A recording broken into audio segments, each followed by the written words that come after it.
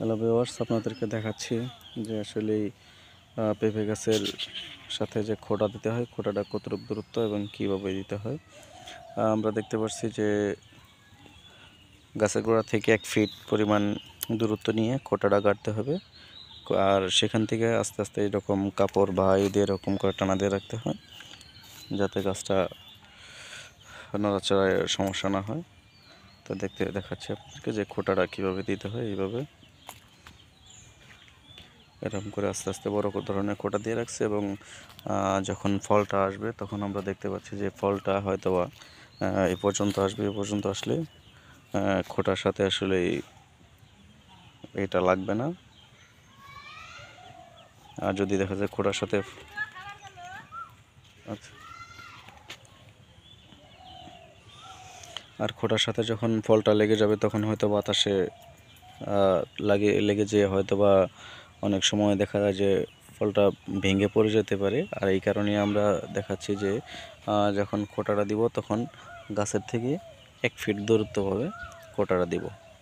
আর যে টানাটা আমরা দেখাচ্ছি, যে এই যে টানাটা দেখতেছি যে কাপড় দিয়ে বাঁধ দেওয়া, এটা হচ্ছে এরকম আস্তে আস্তে নড়াচড়া করতে পারে, এবং অনেক সময় বাতাসে একটু হেলে পড়লেও কোনো সমস্যা হবে না।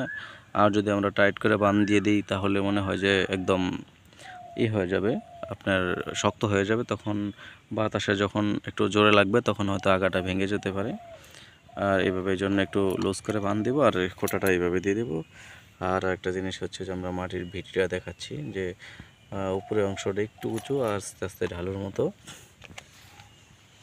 আমরা আর কিছু গাছ দেখাচ্ছি যে এরকম গাছের গ্রোথগুলো মোটামুটি অনেক ভালো, এবং পাতার গ্রোথটাও অনেক ভালো।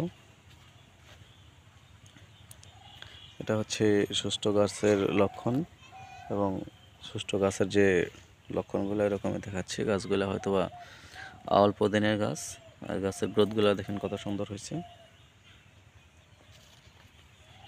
এটা হচ্ছে পুরা বাগানটা এরকম। আর এই বাগানটা হয়তোবা আপনাদেরকে পাতাগুলো দেখাচ্ছি কীরকম সুন্দর পাতাগুলো, আর পাতাতেও কোনো সমস্যা দেখতে পাচ্ছি না। তো আমরা আসলেই বড় জিনিসটা খেয়াল করছি যে আসলে আমরা খুঁটিগুলো কীভাবে দিচ্ছি। আমরা দেখতে পাচ্ছি যে প্রত্যেকটা খুঁটি যেরকম গাছের সাথে এরকম করে দিতে হচ্ছে।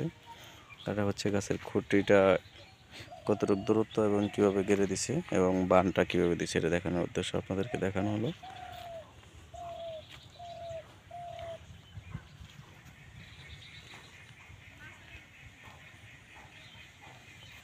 এই দেখেন কীভাবে খুঁটিটা দেওয়া হচ্ছে, এভাবে আপনারা খুঁটিগুলো দিয়ে দিব।